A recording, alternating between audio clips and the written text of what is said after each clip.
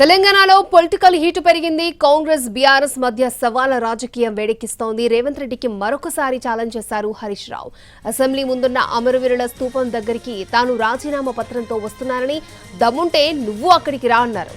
August 15లోగా రుణమాఫీ చేసేది నిజమైతే, బాండ్ పేపర్ల మీద రాసిన గ్యారంటీలు అమలు చేసే మాట నిజమైతే గన్పారు వద్దకు రా, ఇద్దరం రాజీనామా లేఖలను మేధావుల చేతుల్లో పెడదామన్నారు.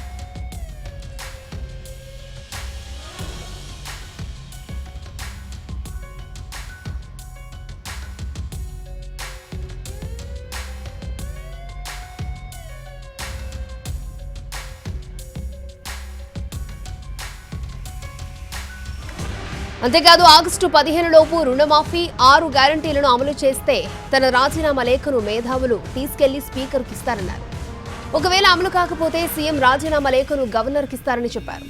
ఇందుకు రేవంత్ సిద్ధమా అంటూ ఆయన ప్రశ్నించారు. స్పీకర్ ఫార్మేట్లో హరీష్ రాజీనామా పత్రం సిద్ధం చేసుకున్నారు.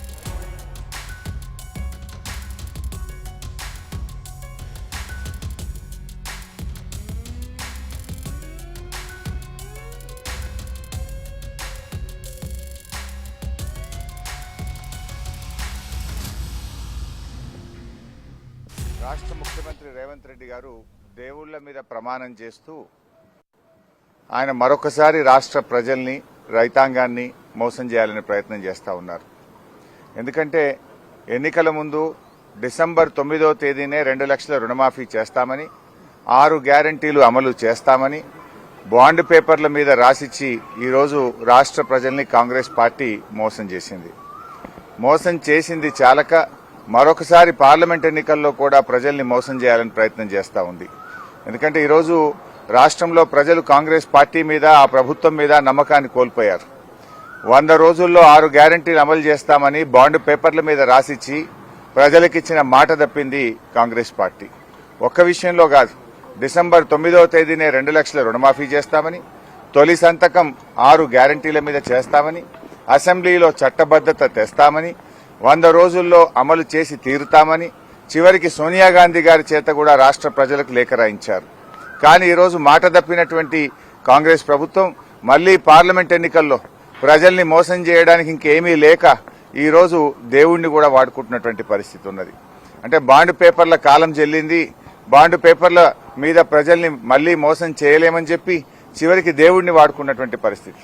అందుకే ఈరోజు నేను ఒకటే సవాల్ చేస్తా ఉన్నాను, మీరు దేవుడి మీద ప్రమాణం కాదు, నిజంగా మీరు ఆగస్టు 15వ తేదీలోగా 2 లక్షల రుణమాఫీ ప్రజలకిచ్చిన ప్రకారంగా 6 గ్యారంటీలు 13 హామీలను మీరు బాండ్ పేపర్ల మీద రాసిచ్చారు. వాటన్నింటినీ ఆగస్టు 15వ తేదీలోగా మీరు అమలు చేసినట్టయితే నేను నా శాసన సభ్యత్వానికి రాజీనామా చేసి తిరిగి ఉప ఎన్నికల్లో పోటీ కూడా చేయను అని చెప్పి ముఖ్యమంత్రి గారికి సవాల్ వేశాం. ముఖ్యమంత్రి గారు కూడా గన్ పార్కుకు వచ్చి మేధావుల సమక్షంలో తన రాజీనామా పత్రాన్ని కూడా మేధావులకు అందించాలని చెప్పి నేను డిమాండ్ చేశాను. ఆయనే ముందు నన్ను అడిగాడు, హరీష్ నీ రాజీనామా పత్రం జేబులో పెట్టుకోమని. నేను నా రాజీనామా పత్రం తీసుకొని ఈరోజు గన్ పార్క్ దగ్గరికి బయలుదేరుతా ఉన్నాను. మీరు రండి, మీ రాజీనామా పత్రం పెట్టండి, నా రాజీనామా పత్రం మేధావుల చేతిలో పెడదాం. ఒకవేళ మీరు అమలు చేసినట్టయితే నా రాజీనామా పత్రాన్ని స్పీకర్ గారికి పంపిస్తాం. మీరు అమలు చేయలేక